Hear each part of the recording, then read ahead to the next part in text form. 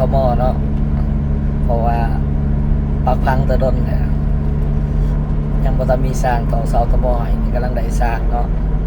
เอากำลังขี่รถออกเมื่อเบิ่นสร้างเขาลงต่อเสาทมให้มื้อนี้เนาะในหอบรายเดือนเติมเนาะบ่ได้ออกมาหยุดเบิ่งเนาะเนื่องจากว่าบ่มีสร้าง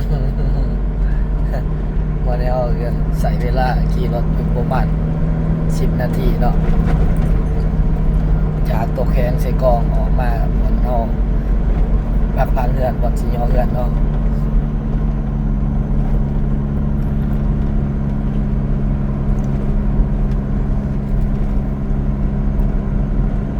ตอนนี้เขาก็ขี่รถบอสีหอดแล้ววันนี้บรรยากาศดีเนาะวันนี้เนาะท้องฟ้าสดใสดีวันนี้นะ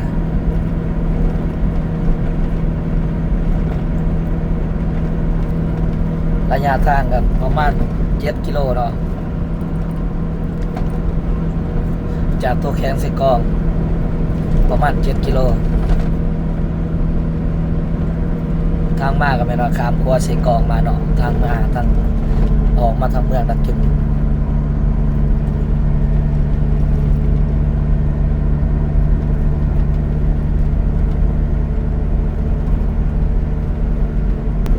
มาบ้านนี้ก็สิฮอดแล้วเนาะ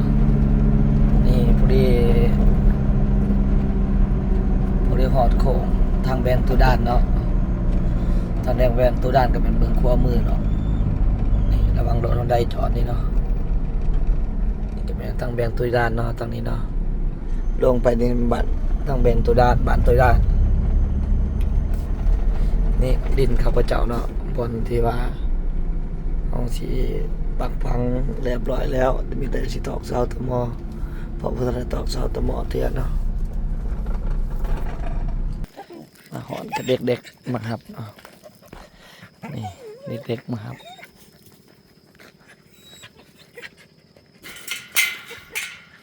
โอ้ยาทมเลย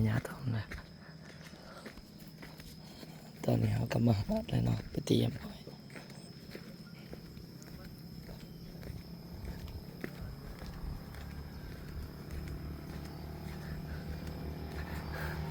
มันมาโดนปลาถ่วมแล้วตอนนี้เนาะ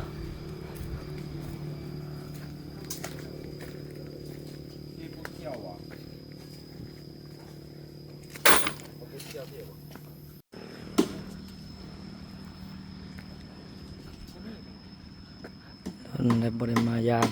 ตั้งแต่ปักพังมาบริมายามเก่าเมียงหมดเลยหญ้าขึ้นเต็มเลย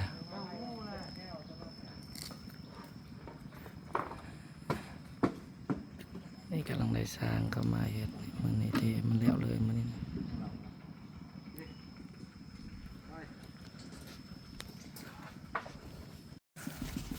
ตอนนี้ก็ได้มาเบิ่งเพื่อนไทยนะ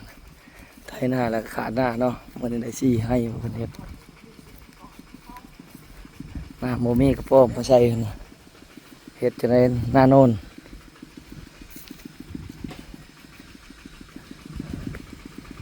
โอ้ได้ให้แต่เลย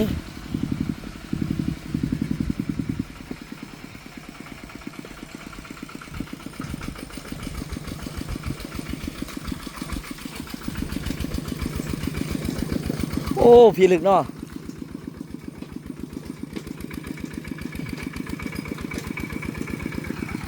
กาดน้ำ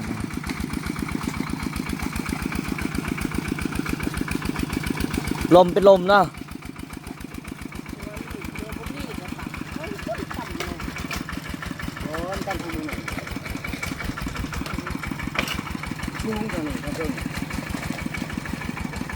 ขาดหน้าในตำนาน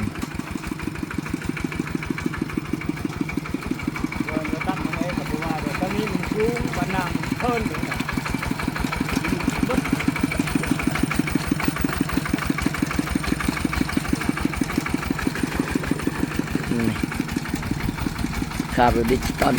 ล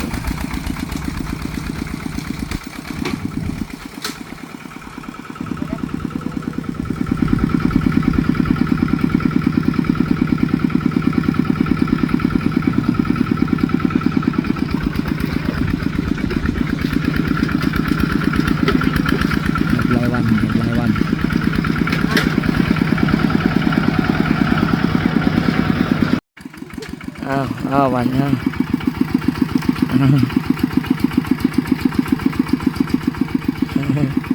เห็นแล้วเห็นแล้วมาแล้ว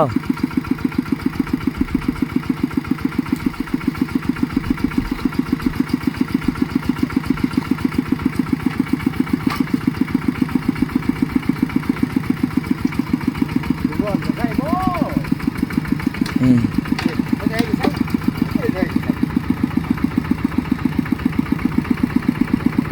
เรื่องกระสอบวันนี้ครับที่นั่งต้นอาจารย์ที่นั่งจะเอาเมื่อเมื่อ เจอแล้วเจองานแล้วเจองานสร้างแล้ว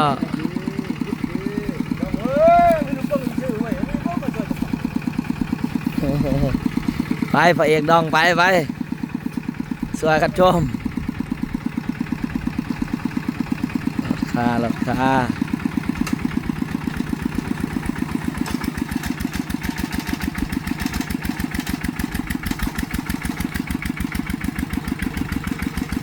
เอา